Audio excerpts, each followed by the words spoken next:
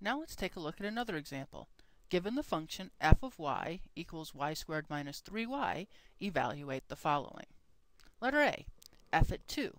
Again, we substitute the value in for the variable. So we will have 2 squared minus 3 times 2, otherwise known as 4 minus 6, or negative 2. Part B, f at negative 4. So that would be negative 4 squared minus 3 multiplied by negative 4. Now be careful, negative 4 squared is 16, and here we have two negatives, so we get a positive 12, we get 28. F at b.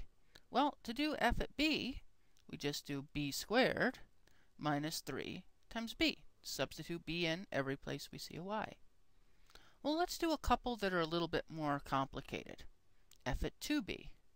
Again, we substitute in 2b for the y, so that would be 2b all squared minus 3 times 2b.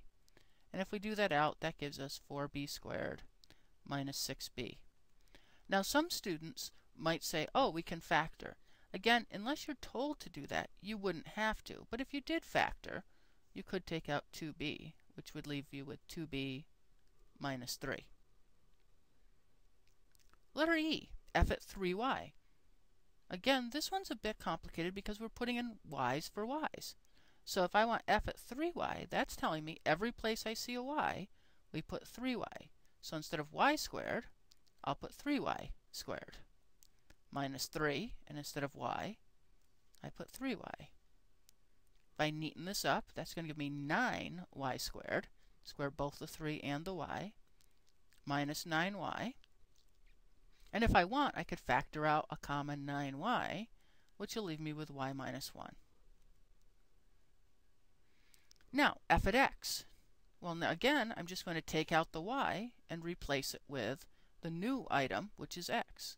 So that's going to give me just x squared minus 3x. And then lastly, on this particular example, f at x plus h. This one always gives trouble. It's not quite as bad because I started with y's here, but it does tend to give trouble as we move along. And what I suggest to students is if this gives you trouble, instead of doing f at x plus h, do f at box.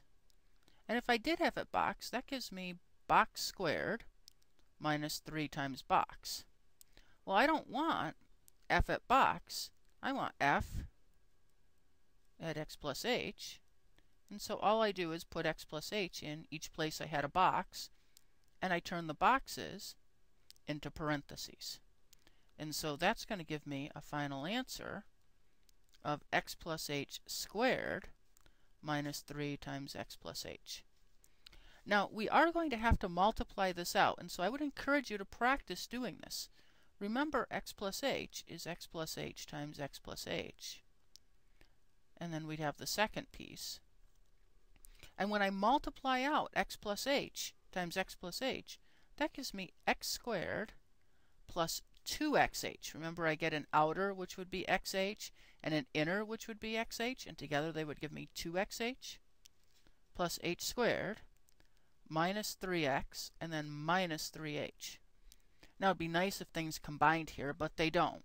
But we're coming to a problem soon where we will actually see where these need to be combined, or where we get things that do actually combine together and simplify.